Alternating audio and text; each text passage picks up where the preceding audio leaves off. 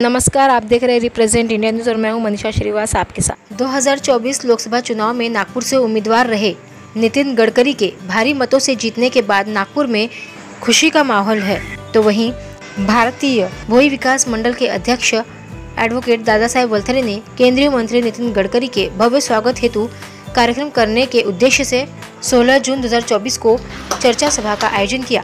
आपको बता दें कि लोकसभा चुनाव में भारतीय भूमि विकास मंडल के अध्यक्ष एडवोकेट दादा साहेब वलथरे उम्मीदवार रह चुके हैं व उन्होंने केंद्रीय मंत्री नितिन गडकरी को अपना समर्थन दिया था। तो आइए देखते हैं हमारे रिप्रेजेंट इंडिया न्यूज़ की यह खास रिपोर्ट। भुई समाज जागा झाला, ऐकावे लागेल शासनाला, असा कसा ऐकत नाही, ऐकल्याशिवाय राहत नाही, असा कसा ऐकत नाही, ऐकल्याशिवाय राहत नाही।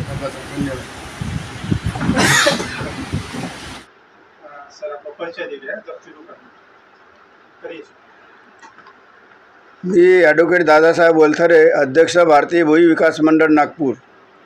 आज 16 जून 2024ला तातडीची सभेचे आयोजन करण्यात आलं होतं आणि त्याचा विषय आहे केंद्रीय मंत्री नामदार नितीनजी गडकरी साहेब यांचा स्वागत समारोह आयोजित करण्याबद्दलची चर्चा झालेली आहे। त्याबद्दल सर्वांनी सहमती दर्शवलेली आहे। आज सभा हुई कि गडकरी जी का स्वागत करना रहना है, तो कितनी संख्या में लोग आएंगे और कब करेंगे स्वागत? आम्ही आजच गडकरी साहेबांची भेट घेऊन तारीख घेणार होतो।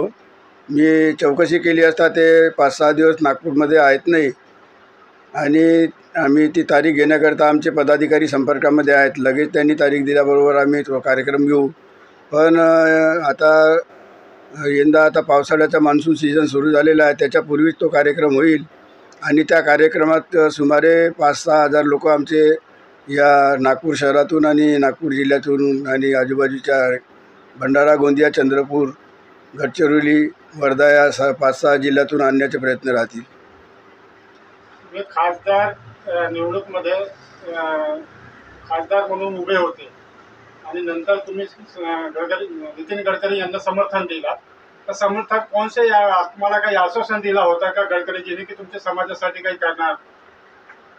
आश्वासन दिलं नाही, परंतु आम्ही जेव्हा नागपूर शहरामध्ये आणि देशामध्ये वातावरण पाहिलं का देशाचा विकास झाला पाहिजे आणि विशेष करून नागपूरचा विकास झाला पाहिजे म्हणून आम्ही विचार केला। आमची प्रचार समिती होती, त्या प्रचार समितीच्या पदाधिकाऱ्यांनी आम्ही जेव्हा प्रचारामध्ये फिरलो तेव्हा जिथं आढळलं आम्हाला की आमच्या समाजातील सर्व मतदार बंधू भगिनी आहेत, त्यांनासुद्धा नागपूरचा विकास झाला पाहिजे आणि देशाचा विकास झाला पाहिजे। त्या विकासाला आम्ही लक्ष ठेवलं आणि गडकरी साहेबांना आम्ही मतदान करायचं आवाहन केलं। मी स्वतः उमेदवार होतो आणि त्यांना स्वतः गडकरी साहेबांना जाऊन भेटलो। आमच्या ज्या काही मागण्या झाल्या त्याच्याबद्दल आमची त्यांच्याशी चर्चा पण झालेली आहे आणि ते चर्चा झाली ती निवडणुकीपूर्वी, परंतु आता आमचा अधिकार झालेला आहे। गडकरी साहेबांना आमच्या भोई ढिवर समाजाच्या मताधिकाऱ्याने निवडून आलेले आहेत असं आम्ही ठामपणे सांगू शकतो। कारण की ज्या ठिकाणी एखाद्या समाजाने त्यांना समर्थन नसेल केले त्या ठिकाणी त्यांच्या मतावरती जेवढा परिणाम नाही झाला जेवढा परिणाम आमच्या नागपूर दक्षिण भागामध्ये जास्त भोई मच्छीमार समाजाचे मतदान आहे आणि इथूनच जास्त भरघोस मतं मिळालेली आहेत। आम्ही हक्काने त्यांना आपल्या मागण्याच्या पूर्ततेकरता रेटा देऊन आणि त्यांना विनंती करू शकतो।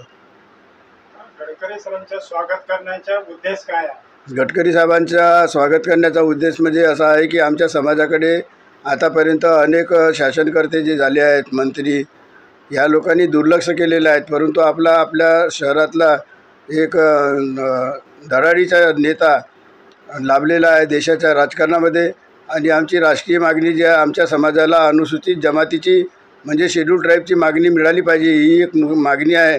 आणि दुसरी मागणी आहे भारतातील जे केंद्रबिंदू आहे 0 मैल ज्याला म्हणतो तिथं आमची इमारत होती जतिरामजी बर्वे यांनी तयार केलेली, ती नेस्तनाबूत झालेली आहे, ती परत मिळाली पाहिजे। या 2 मागण्या आमच्या प्रमुख मागण्या आहेत।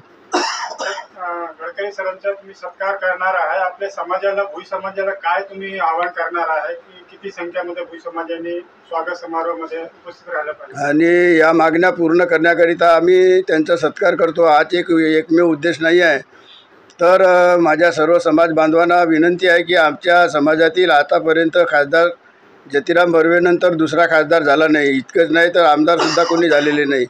आणि काही काही ठिकाणी आम्ही लढत दिली होत्या आमच्या समाजाच्या उमेदवारांनी, पण त्यात फारसं काही आम्हाला यश मिळालेले नाही आहे.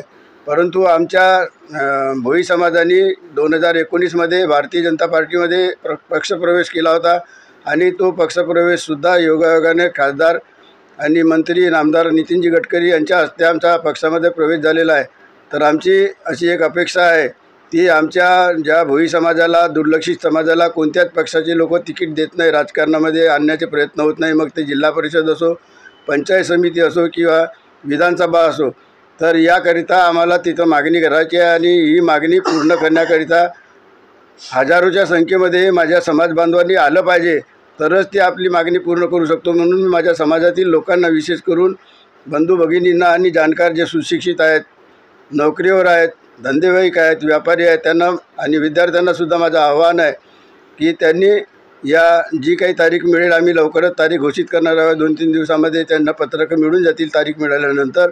तर हजारोच्या संख्येत कशाप्रकारे उपस्थित राहतील याचे प्रयत्न करावं असं माझं सर्वांना विनंती आहे, आव्हान आहे. आणि त्या कार्यक्रमामध्ये आपल्या वेगवेगळे काही संघटना असतील त्यांनी मनातले किंतु परंतु बाजूला सारायचं, मतभेद दूर करून एकत्र यायचं असं माझं सगळ्यांना आव्हान आहे आणि त्यांनी यावं अशी ही माझी सगळ्यांची विनंती आहे. सावित्रीबाई फुले आणि ज्योतिरामजी बर्वे यांच्या प्रतिमेला अभिवादन करून भारतीय भोई विकास मंडळाचे अध्यक्ष दादासाहेब वनखरे यांनी आज तातडकी सभा इथे आयोजित केलेली आहे. या सभेला बावणे मॅडम उपस्थित आहेत, तसेच ॲडव्होकेट खंडारे मॅडम उपस्थित आहेत, तसेच इथे सर्व अतिथीगण उपस्थित आहेत. ही सभा तातडीने काल साहेबांनी बोलावली. त्यांचा काल रात्रीला कॉल पण येऊन गेला आणि त्यांनी म्हटलं की मॅडम उद्या सभा ठेवली तर तुम्हाला माहीत आहे का, मी ग्रुपवर मेसेज टाकलेला आहे. तर मी म्हटलं हो सर, मी येणार आहे उद्या. आमचं बोलणं झालं आणि सभेची वेळ 11ची होती. तर आम्ही शोधत आलो, म्हणजे अर्धा तास आम्ही शोधण्यातच गेले आमचे. तर 11:30ला आम्ही येऊन पोचलो. तर ऑफिसमध्ये कोणीही नव्हतं, फक्त बावणे मॅडम येऊन तयार होत्या.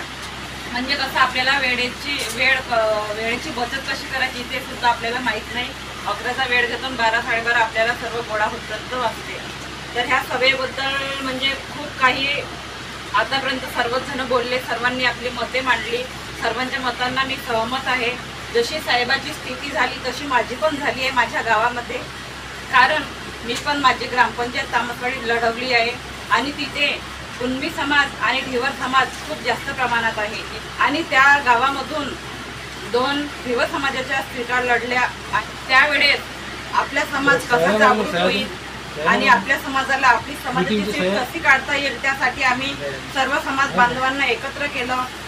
घरोघरी जाऊन मीटिंग घेतली आणि त्यांना सांगितलं की 10 वर्षानंतर आपल्याला ही संधी मिळाली तर आपल्या गावामध्ये आपल्या ढिवर समाजाची सीट निवडून यायला पाहिजे.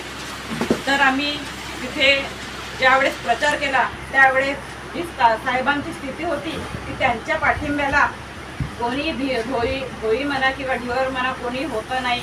तसं माझं पण झालं की माझ्या पाठिंब्याला एकही माझा भोई ढिवर समाजाचा व्यक्ती मागे राहिला नाही आणि आला पण नाही. आम्ही असेच 1-2 व्यक्ती घेऊन आणि पक्षाचे व्यक्ती घेऊन प्रचार केला आणि 606 मतांनी निवडून मी आज ग्रामपंचायत तामसवाडीची सरपंच या पदावर आहे.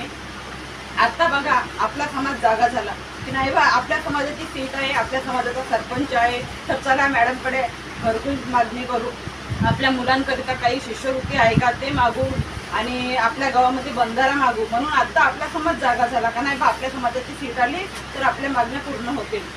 आपण आमदाराकडे जाऊ, खासदाराकडे जाऊ असे ते सांगतात. म्हणून जो व्यक्ती लढा देतो त्या व्यक्तीला कोणीही ओळखत नाही आणि मग तो लढा दिल्यानंतर जर तो समोर जात असला तर तेव्हा त्यांना असं वाटते की नाही बा आपण पण यांचा पाठिंबा द्यायला पाहिजे. तर आपल्या मागण्या ह्याच आहे की नंतर मग साहेबांनी माझा सत्कार घेतला. तेव्हा तर मी ओळखत पण नव्हती. त्यावेळेस 2-3 व्यक्ती माझ्या घरी आले आणि त्यांना माझा सत्कार केला. तेव्हापासून आमची ओळख झाली आणि त्यांनी आम्हाला पाठिंबा दिला की मॅडम या पारशिवनी तहसीलमध्ये आजपर्यंत एकही कार्यक्रम घडला नाही भोई समाजाचा, तर तुम्ही हा कार्यक्रम करू शकता, करा तुम्ही, माझा पाठिंबा तुम्हाला आहे असं म्हणून त्यांनी आम्हाला प्रोत्साहित केलं.